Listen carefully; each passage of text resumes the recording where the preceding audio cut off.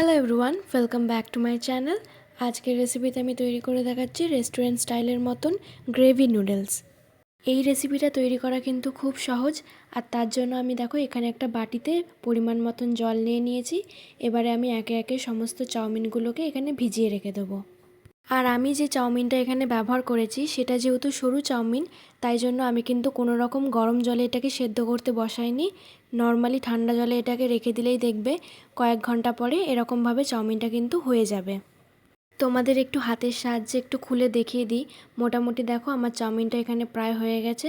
এবারে আমি চাউমিনটাকে জল ঝরিয়ে রেখে দেবো। অন্যদিকে দেখো আমি সমস্ত সবজি কেটে নিয়েছি পেঁয়াজ, বিনস, গাজর, ক্যাপসিকাম আর সামান্য পরিমাণে রসুন। আর এখানে কেটে নিয়েছি বড় বড় করে বাঁধাকপি আর সামান্য পরিমাণে লঙ্কা। এবারে আমি কড়াইয়ে তেল দিয়ে দেবো। খুব একটা তেল দেওয়ার এখানে প্রয়োজন নেই, সামান্য পরিমাণে একটু তেল দিলেই হবে। এবার তেলটা গরম হয়ে আসলে সমস্ত চাউমিনগুলো এর মধ্যে অ্যাড করে দিতে হবে। এবারে হালকা একটু তেলের সাহায্যে এটাকে ভালো করে নাড়াচাড়া করে নিতে হবে।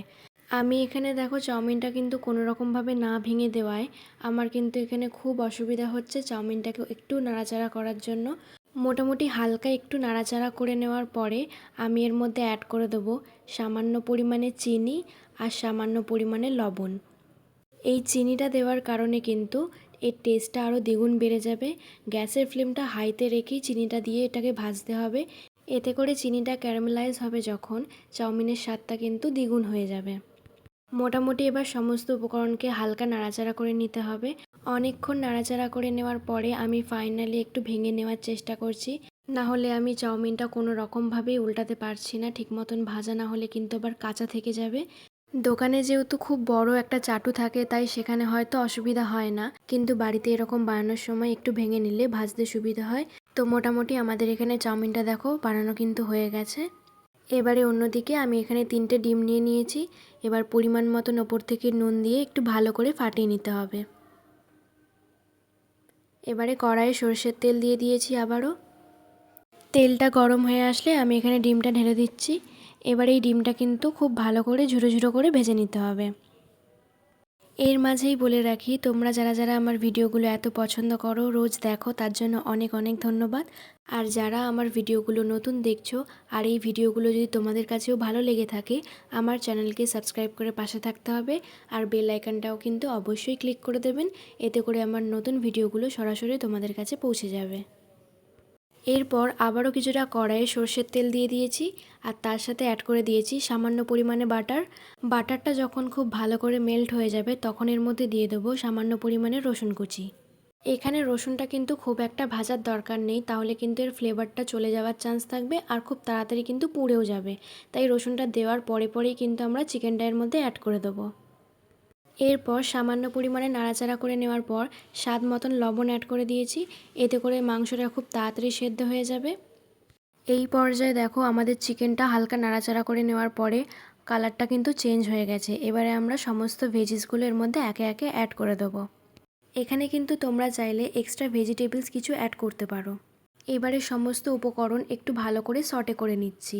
চাইনিজ গ্রেভি নুডলসে কিন্তু ভেজিসগুলো একটু কাঁচা থাকে, তাই খুব একটা কিন্তু এখানে ভাজলে হবে না। তাই হালকা নাড়াচাড়া করে নেওয়ার পরেই আমি এর মধ্যে অ্যাড করে দিচ্ছি 1 চামচ মতন ভিনিগার আর 1 চামচ মতন ডার্ক সয়া সস। এবারে আমরা সমস্ত উপকরণগুলোকে এবার একসাথে একটু নাড়াচাড়া করে নেব। সমস্ত উপকরণগুলো যখন ভালো করে নাড়াচাড়া করা হয়ে যাবে, এবারে আমরা এর মধ্যে অ্যাড করে দেবো বাঁধাকপি আর সামান্য পরিমাণে লঙ্কা। আজকের এই রেসিপিটা যেহেতু ঘরোয়া পদ্ধতিতেই বানিয়ে দেখানোর চেষ্টা করছি, তাই আমি এখানে সামান্য পরিমাণে লঙ্কা ইউজ করেছি। তোমরা চাইলে লঙ্কাটা স্কিপ করে শুধুমাত্র গোলমরিচ দিয়েও রান্নাটা করতে পারো। খুব একটা বেশি কিন্তু এখানে নাড়াচাড়া করব না, আগেই বলে রেখেছি চাইনিজ ভেজিটেবলসে কিন্তু সবজিগুলো একটু কাঁচা থাকে, তাই হালকা নাড়াচাড়া করে নেওয়ার পরেই সামান্য পরিমাণে এখানে জল অ্যাড করে দিয়েছি আর তার সাথে অ্যাড করে দিচ্ছি ভেজে রাখা ডিমগুলো। এবারে সমস্ত উপকরণ হালকা নাড়াচাড়া করে নিয়ে অন্যদিকে আমি একটা বাটিতে জল নিয়ে নিয়েছি আর তার মধ্যে অ্যাড করে দিচ্ছি পরিমাণ মতন কর্নফ্লাওয়ার। এবারে এই গ্রেভিটা যখন মোটামুটি ফুটতে স্টার্ট করে দেবে তখন আমাদের কর্নফ্লাওয়ারের এই মিশ্রণটা অ্যাড করে দিতে হবে। এবারে সমস্তটা ভালো করে একটু নাড়াচাড়া করে নিলেই দেখবে হালকা গাঢ় মতন হয়ে আসছে। এবারে আমরা এর মধ্যে এক্সট্রা স্পাইসের জন্য অ্যাড করে দিচ্ছি গোলমরিচ। এবারে এই সমস্ত উপকরণটা ভালো করে নাড়াচাড়া করে মিশিয়ে হালকা ফুটিয়ে নামিয়ে নিলেই কিন্তু রেডি হয়ে যাবে। তো এই পর্যায়ে দেখো আমাদের কিন্তু গ্রেভিটা তৈরি হয়ে গেছে।